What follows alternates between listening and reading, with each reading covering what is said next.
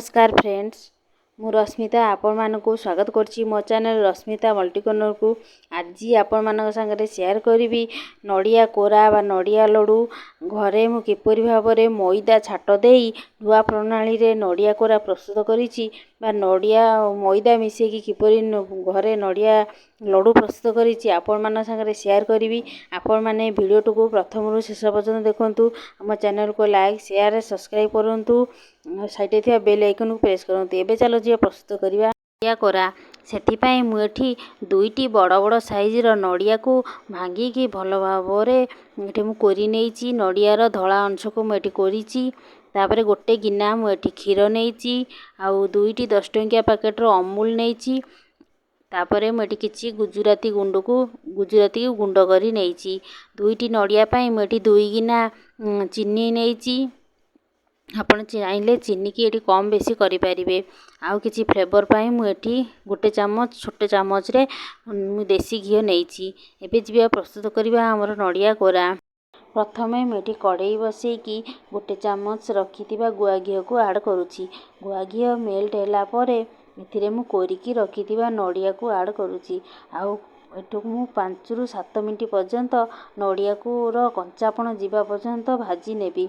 आपण माने चाहिले घी एठी स्किप करि पारिबे, किंतु घी देई नड़िया भाजिले नड़िया कोरार भल फ्लेवर आसी थाए। देखंतु नड़िया को एठी भल भाबरे भाजी नउची।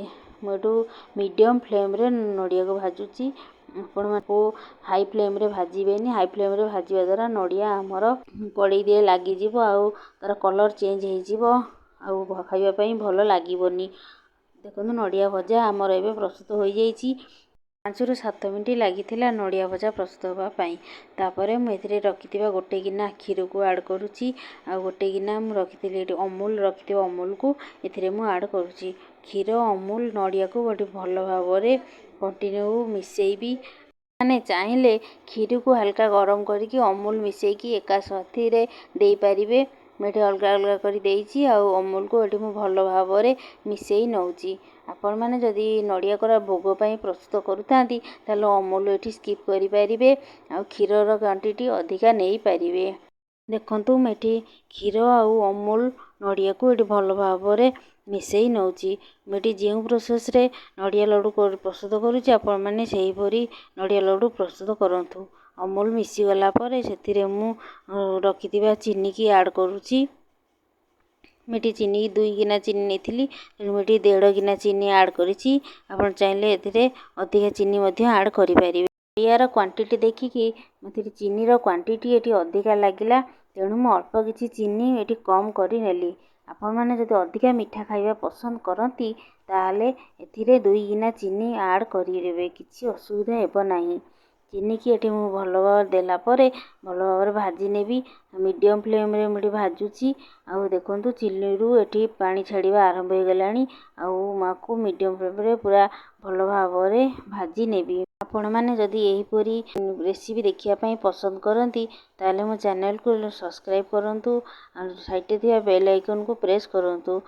अपलोड करूथबा नुआ नुआ वीडियो आपण माने पाखरे पाई परिबे। चीनी देई सारिया परे लो टू मीडियम फ्लेम रे कंटिन्यू 10 मिनिट पर्यंत मेठी नड़िया को भाजी नेइतिली। आ भाजिला परे देखि पारुथिबे नड़िया रो मोर नड़िया कोरा प्रस्तुत हो जाईची। आ एही समय रे मेथिरे 4 रु 5 चामच मेठी मैदा ऐड करिची।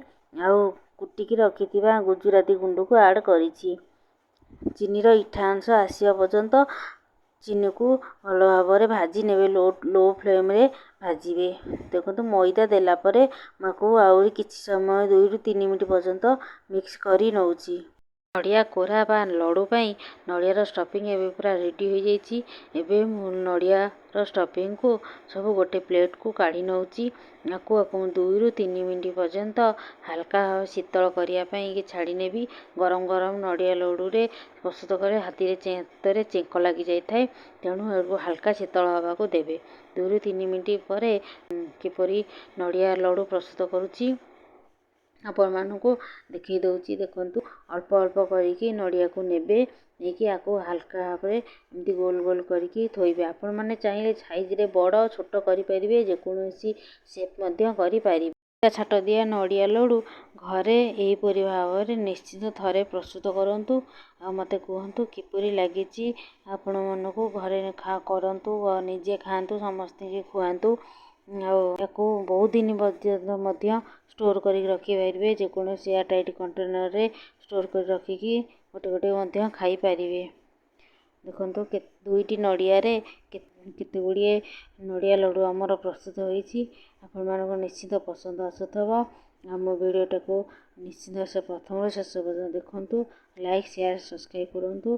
ଆପଣ ଯଦି ଆଉ କୌଣସି ରେସିପି ଦେଖିବା ପାଇଁ ଚାହୁଁଥାନ୍ତି ତାହେଲେ କମେଣ୍ଟ ନିଶ୍ଚିତ କରନ୍ତୁ। Thank you.